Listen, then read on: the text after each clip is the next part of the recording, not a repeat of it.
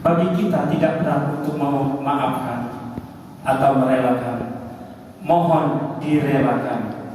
Namun apabila janji atau hutang piutang tersebut berat bagi kita untuk memaafkannya dan mengikhlaskannya, kami sekeluarga besar, khususnya Adinda Firdarozi sekeluarga besar, mohon kepada kita semua agar janji hutang piutang tersebut segera diselesaikan.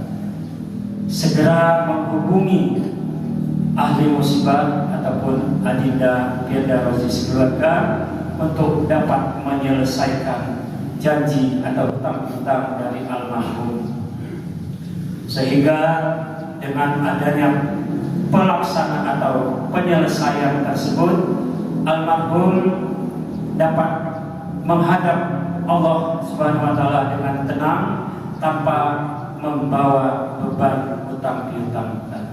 Sekali lagi sudah menjadi tanggung jawab dari putra putri beliau.